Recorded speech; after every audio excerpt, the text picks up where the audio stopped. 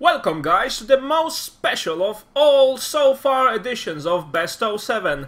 This day we'll be trying to do the show in English, which is just to prove a point that yes, indeed we can. So, to start with, we'll be going with the first game. Let me just switch to the game. Oh! And it's even on, my goodness, this X-Split thing is starting to really work. Right, so the first two players I'm going to present you is...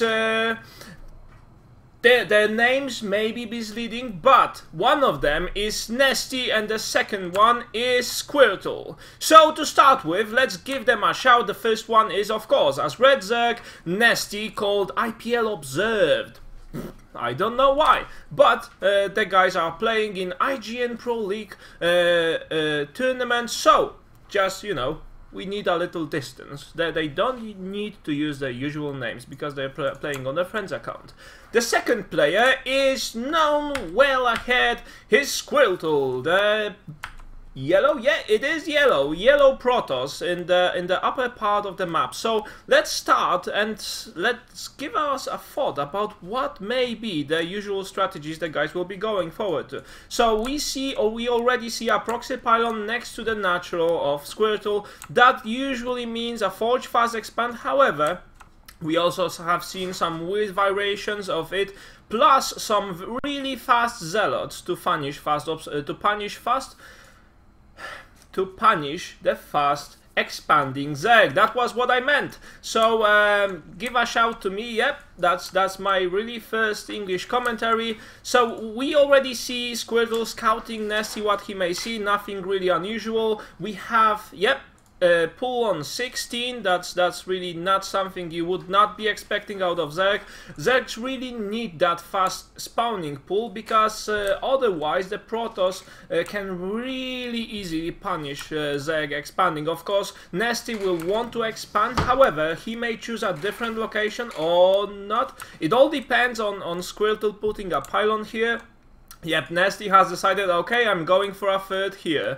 Does NesTea even know that Squirtle has gone for a fast expand? No, he doesn't. So it's kind of a like guessing game for NesTea here. Squirtle didn't put a pylon here, so he didn't block the natural expansion of NesTea. But NesTea will be already secure with the first round of Zerglings leaving his hatchery, morphing just now. Now let's take a look on the second, on the next side of the map. We have Squirtle already expanded. He didn't take a cannon, he just took two pylons and a faster gateway. Here's our photo cannon. Yep, that's something he needs to do in order to be safe in this game.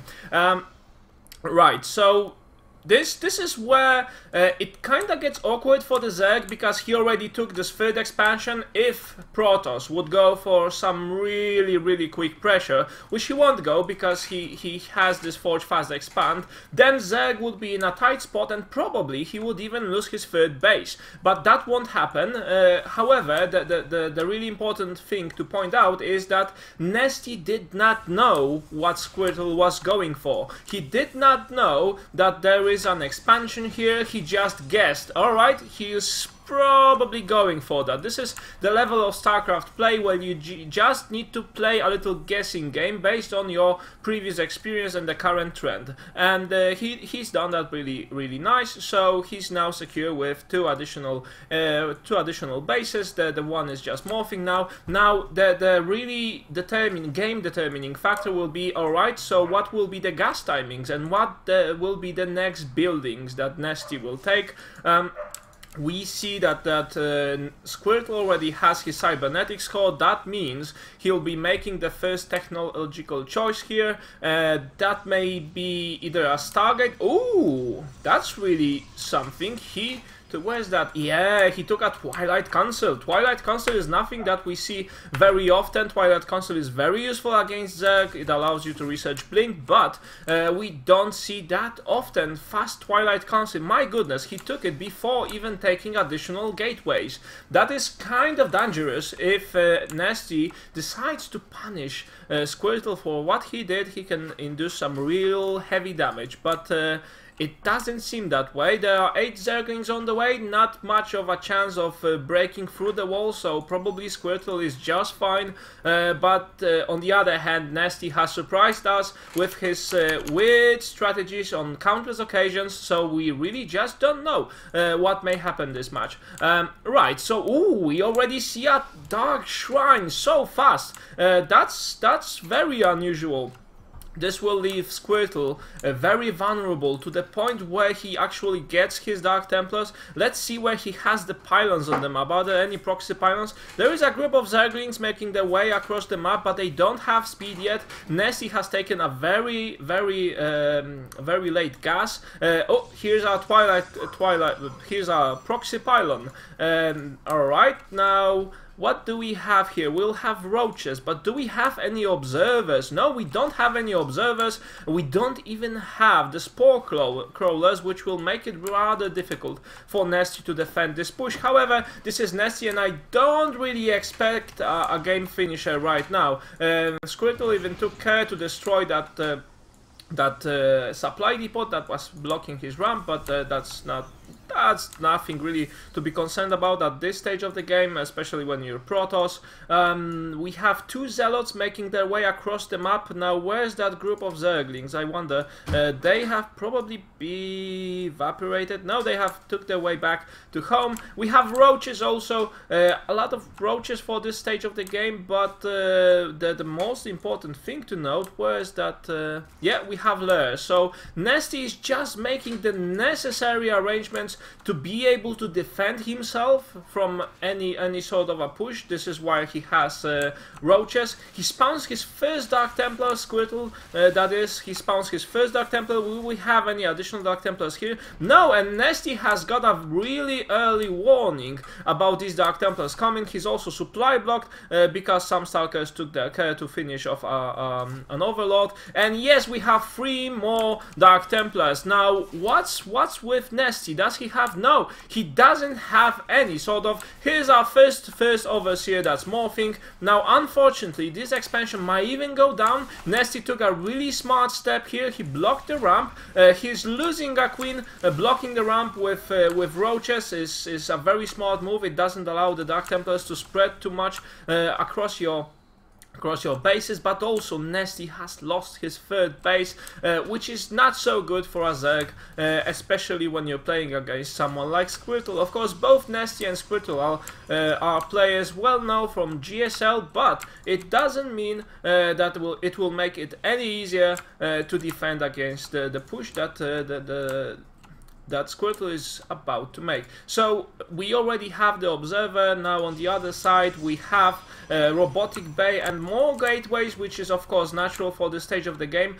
We even see a little bit too much resources coming from Squirtle, but so he's using them very smartly for Stalkers. He will be getting a blink any second now, and that's of course where he wants to be, because with Blink Stalkers he will be able to punish these mass roaches, which don't have upgrades as of yet, and will be just a little bit easier to kill off if he goes around the map. Now we also have a very nice move, a little just nice finishing touch on the front. He has a sentry that can block off the ramp easily in case of any sort of alien invasion, and we also have NesTea taking another base, which is okay. Now the weird thing about that base, as you can notice, it has a 3rd gas. It's a little bit longer distance from the base, but it allows you a more gas mining, which may mean that NesTea will probably like to go either. I would either say this will be Mutalisks or they will be Corruptors into Broodlords,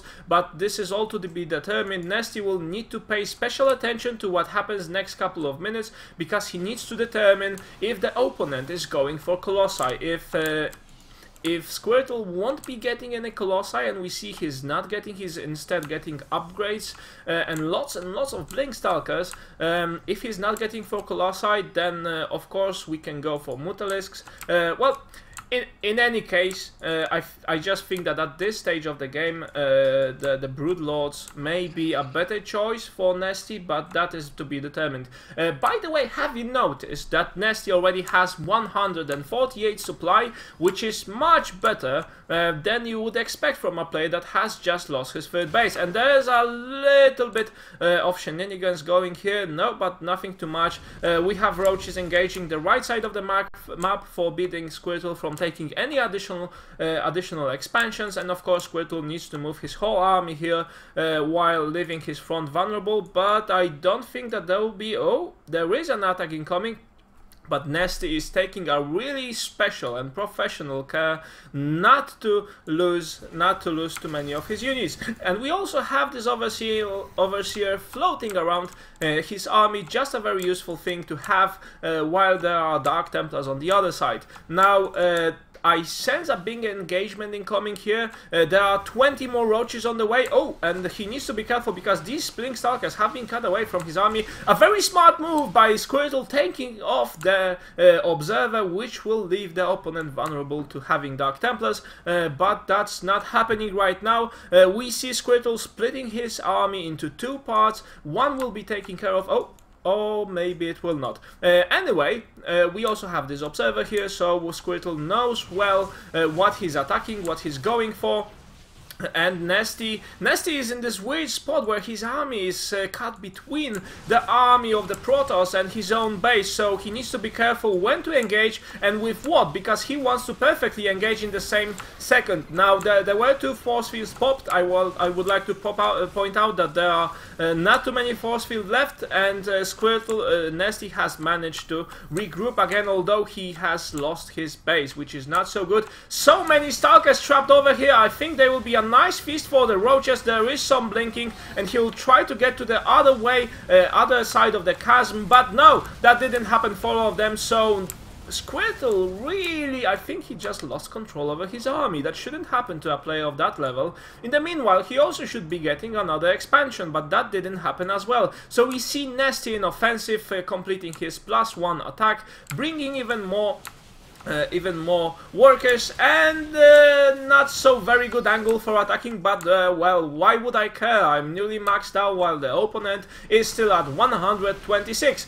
So NesTea is taking a strong lead here, and he may even possibly try to finish Squirtle with this one push. Is that possible? He has so many roaches on the other side. There are Stalkers, which are macroed really nice, I must say. He's taking the best value he can get out of these Stalkers, and also he has warped one Dark Templar, but oh, listen, I can be cloaked too. Ha! Surprise! And he attacked from the from the below ground. Now, what we have here, and you may not appreciate, is that one Dark Templar dealing so much damage, killing off so many roaches. He has 2 kills and lots of damage on his account. Now, these roaches seem to be doing pretty well in terms of the attack, but you know, NesTea lacks one determining factor, and these are Observers. Now, one is here with his army, that's good, but he also needs to be careful because Squirtle puts really high attention to sniping these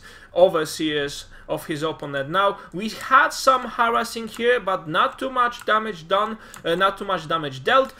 We have this guy NesTea finishing off his opponent right now. I don't really think that Squirtle has much of a chance against a Zerg that has a really nice macro. Squirtle is doing a really fine job of trying to harass his opponent and defend in a position where it's just beneficial for him, but that's not the way it works in StarCraft. StarCraft is also a game of economy, so he needs to be careful about having enough economy, and this engagement just shows that there are too many roaches from NesTea, and this will be an end of Squirtle. He just warped in some Zealots because he doesn't have that much gas and minerals to warp Stalkers, but these are just as a cannon fodder to finish off some of the roaches while Stalkers shoot from behind.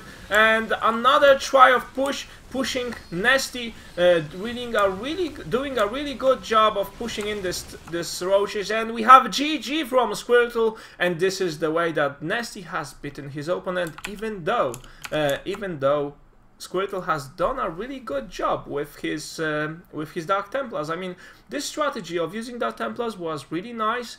I wouldn't say it was fully safe, because it wasn't safe. NesTea has shown, alright, you can try to punish me with Dark Templars for taking third base, but then I can punish you for your Dark Templars by not allowing you to take any further bases, and that was something that finished Squirtle off. He just wasn't able to take any additional expansions, and that probably was the case of his sudden demise. Now, that's probably all that went wrong in this game. Squirtle has done a really good job harassing, but the strategy choice of Dark Templar, even though it was interesting to see how NesTea defends this. On this level of play, you kinda... It's very tough to surprise your opponent with just Dark Templars. You need to have a follow-up, you need to have an idea. Alright, so I've done Dark Templars, what now? Should I take an earlier third base? And yes, he should have taken an earlier third base, but he didn't.